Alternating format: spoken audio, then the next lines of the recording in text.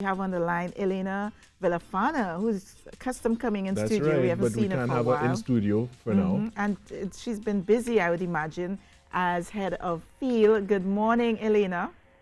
Hi, good morning, guys. Long time no see. I know. Can't wait to have you back in studio. But I know you've probably been really busy during this entire COVID-19 period. Tell us what's been up with F.E.E.L. Oh my gosh, it really has been a really, really busy time for us. We started our response to the COVID-19 situation almost immediately out the blocks in April. And at that point in time, we were focused on providing bulk food support to our NGO partners so that they could assist persons in their community. Yeah. Almost as soon as the bars and restaurants shut down, we had people immediately requesting assistance, and so we had to respond to that. And then, of course, that morphed into the distribution of reusable cloth face masks, which we were also mandated to do, and we have been going around from community to community, village to village, to distribute masks and put them in the hands of households. Right. And what have you been seeing on the ground? Because, you know, everyone's been on lockdown, but you've been out there in the communities. So what have you been seeing? We have seen some pretty worrisome situations. And in fact, I have to tell you that one of the things that happened when we started to do the distribution of the face masks was that we noticed that there were many persons, especially in rural communities, that probably felt that COVID was not going to reach them, and therefore they were walking around without the cloth face mask. So that was something different to more urban areas where we found, of course, probably people had to use the face mask in order to go into the larger establishments like supermarkets and so that's one thing. The other thing we found is that in our door-to-door approach, there were many households that really needed additional support, and because our network of NGOs worked with us to do the distribution of the cloth face masks, we were able to respond to a lot more situations on the ground and to assist many more families that otherwise may have been overlooked. So we were able to pick up some gaps and respond to those immediate needs when we are on the ground doing distribution. So we've noticed that there are many families that have been having a very trying situation with this, and so we've been really trying to be as responsive as we possibly can. And are you looking for donations or support of any kind, and how can persons assist? Definitely. Well, as I said earlier, our approach is really to provide a bulk food supply. So we encourage individuals who want to assist. They can assist in two ways. One is that they can visit our Facebook page. There's a flyer that we have on there on F.E.E.L, T&T. And it has the F.E.E.L disaster account number so that they can make a financial contribution.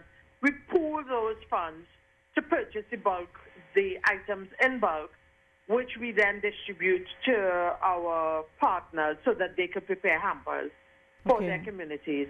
And of course, we need physical help. We need bodies on the ground to help us walking door to door from community to community. And what is really great about it is that we have had people coming out in their communities to lend assistance to that effort. So really and truly our approach is we get a team together. So let's say we were in Derby this weekend. Persons who live in the Derby area, we establish a meeting point and we divide the community into streets and into regions. We give them a stock of masks to go from house to house to that street.